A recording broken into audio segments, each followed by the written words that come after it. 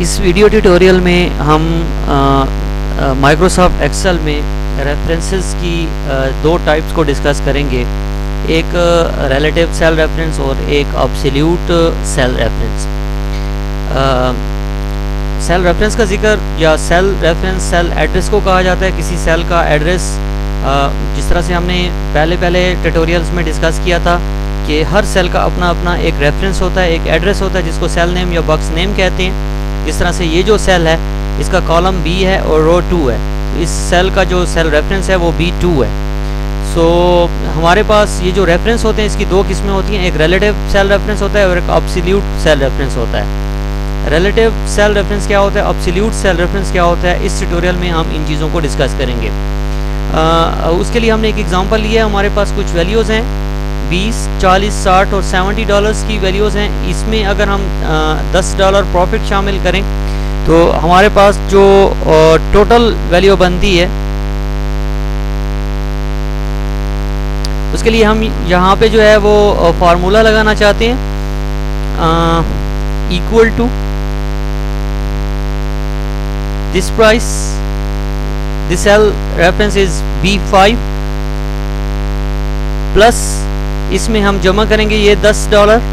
तो इसमें अगर हम ये 10 जमा कर दें तो इसका जो सेल एड्रेस है वो B2 है। सो B5 इट्स मीन हम 20 और 10 को जमा करने जा रहे हैं। तो यहाँ पे हमारे पास टोटल प्राइस आ जाएगी, ये 20 है और ये 10 है, ये B5 प्लस B2, ये बक्स और ये बक्स आपस में जमा होने जा रहे हैं। एंटर होने के बाद ये हमारे पास आंसर आ जाएगा 30।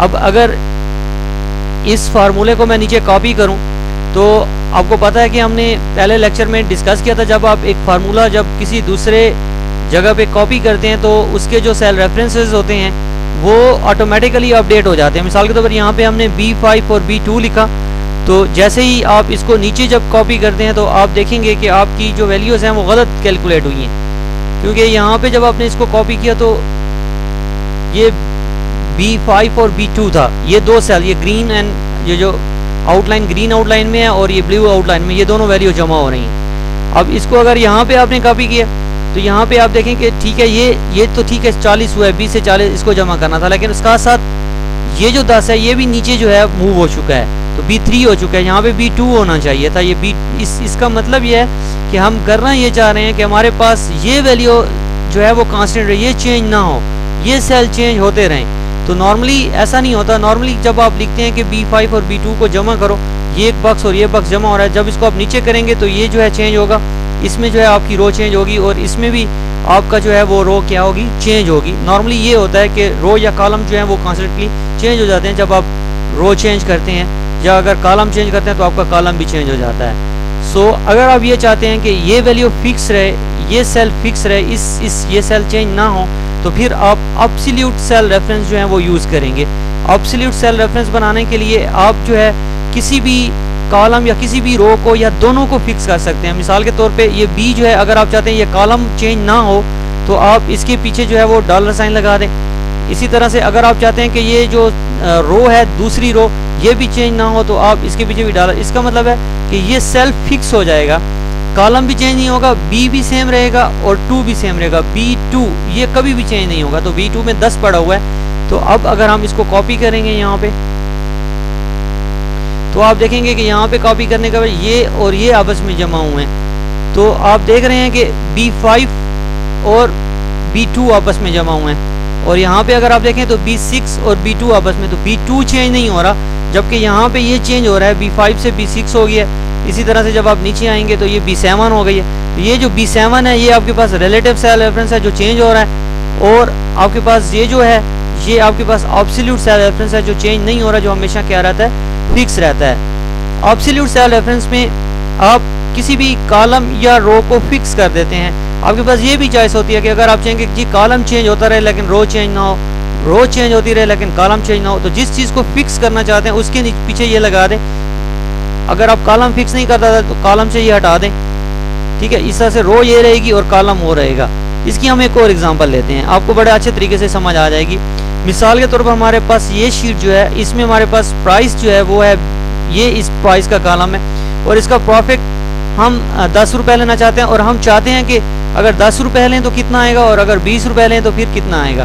तो यहाँ पे हम जो है इसकी टोटल कैलकुलेट कर लेते हैं। ये टोटल 1 होगा और यहाँ पे हम दूसरी यानी कि वैल्यू के साथ हम कैलकुलेट करेंगे।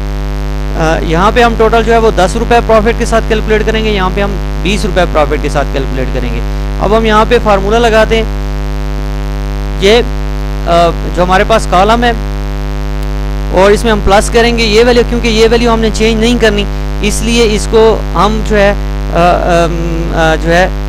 इसके जो है डॉलर साइन का सिंबल जो है उसके साथ साथ कर देंगे ताकि ये एब्सोल्यूट जो है वो सेल रेफरेंस बन जाए। एब्सोल्यूट सेल रेफरेंस जो है वो फिर चेंज नहीं होता, तो इसका मतलब है ये 10 जो है वो चेंज नहीं होगा।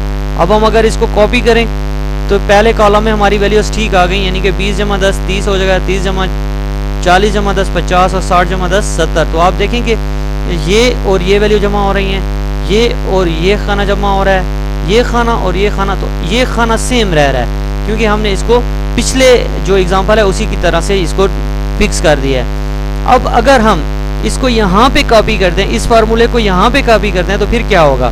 अगर हम इस फार्मूले को यहाँ पे कॉपी करते हैं तो आप देखें कि ये क्या हो रहा है, ये इस खाने को और इस खाने को जमा कर रहा है, क्योंकि ये तो हमेशा फिक्स रहा है तो इसलिए ये तो चेंज नहीं हुआ, ये तो एब्सोल्यूट है। लेकिन ये चेंज हो गया है क्योंकि वहां पे B4 से स्टार्ट हुआ था और जैसे ही हमने कॉलम चेंज किया तो जाहिर है कॉलम ने चेंज होना था, तो वो जो है वो क्या हो गया है C4 हो गया, क्योंकि हम इस कॉलम में जब कैलकुलेशन कर रहे थे तो B4 यूज किया था। जब हम कॉलम चेंज करेंगे तो हमारे पास B से C हो गया, तो यहाँ पे ये नहीं होना चाहिए था, ये यहाँ पे फिक्स रहना चाहिए था। अब इसको फिक्स करने के लिए हम जो है इस फार्मूले में क्या चेंजिंग करेंगे, तो हम इसको एब्सोल्यूट रेफरेंस बनाएंगे। इस तरह से हम इसमें कॉलम को जो है वो फिक्स कर रहे हैं, रो को फिक्स नहीं करते क्योंकि रो तो तब्दील होगी, ये भी होगी, ये भी होगी, ये भी होगी, तो रो चेंज होती रहेगी। तो यहाँ पे हम कॉलम को क्या कर देते हैं, फिक्स कर देते हैं। सो डॉलर साइन B4, इसका मतलब है ये कॉलम जो है वो B वाला कॉलम जो है डॉलर साइन लगाने से B वाला कॉलम जो है वो हमेशा फिक्स हो जाएगा।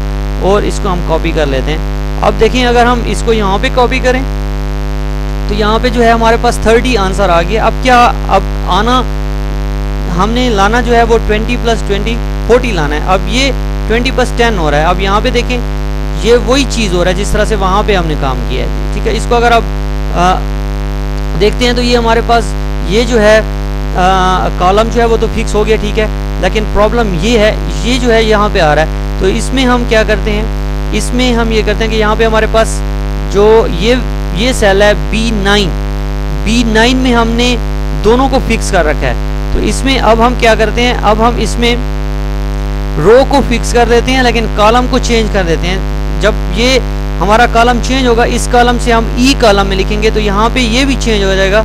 ये जो है B9 से ये क्या हो जाएगा, C9 हो जाएगा, क्योंकि कॉलम जो है इस B की जगह क्या आ जाएगा, C आ जाएगा, ये वाला आ जाएगा। सो 9 जो है रो जो है वो हमेशा यही रहेगी। तो इसमें हमने जो है सिर्फ और सिर्फ रो को जो है चेंज फिक्स कर दिया है, बल्कि कॉलम जो है वो चेंज होता रहेगा और यहाँ पे कॉलम फिक्स रहेगा और रो जो है वो सेम रहेगी। अब आप देखें अगर इसको हम यहाँ पे कॉपी करें और देखें आप इसको कॉपी कर लें तो यहाँ पे आप देखें ये और ये जमा हो रहे हैं, और अगर आप यहाँ पे देखें तो ये और ये जमा हो रहे हैं। तो ये चेंज नहीं हो रहा, ये सेम रह रहा है, ठीक है। यहाँ पे आप देखें ये और ये चेंज, तो इससे रो चेंज हो रही है हर स्टेप के ऊपर, लेकिन कॉलम हमेशा B रह रहा है। तो यहाँ पे हमने क्या किया है, B को जो है वो फिक्स किया हुआ है और रो चेंज हो रही है। और यहाँ पे हमेशा यही जो है जो कॉलम है वो चेंज हो रहा है। यहाँ पे देखें B आ रहा था, जबकि यहाँ पे देखें तो C आ रहा है। तो कॉलम जो है वो चेंज होता है शिफ्टिंग के साथ। जब हम एक कॉलम से दूसरे कॉलम में कॉपी करेंगे तो कॉलम चेंज होगा, और जब हम यहाँ पे एक रो से दूसरी रो में चेंज करेंगे तो इसकी जो है वो रो जो है वो क्या होती रहेगी, चेंज होती रहेगी। तो डियर स्टूडेंट्स, ये हमारे पास रिलेटिव और एब्सोल्यूट रेफरेंस होते हैं। बाज़ औक़ात हमें कहीं ना कहीं ऐसा करना पड़ जाता है कि कोई एक वैल्यू फिक्स रहे जब बाकी वैल्यू जो है वो चेंज होती रहे। तो हम जो उसका जो रेफरेंस है, सेल रेफरेंस है, उसको फिक्स बनाने के लिए हम डॉलर साइन का इजाफा करते हैं। अगर आप कॉलम और रो दोनों को फिक्स करना चाहते हैं तो दोनों के साइड के ऊपर डॉलर साइन लगाएंगे। Before the column and before the row आपने डॉलर साइन का जो है जो सिंबल है इसका इजाफा करना होगा, इससे वो सेल क्या हो जाता है, फिक्स हो जाता है।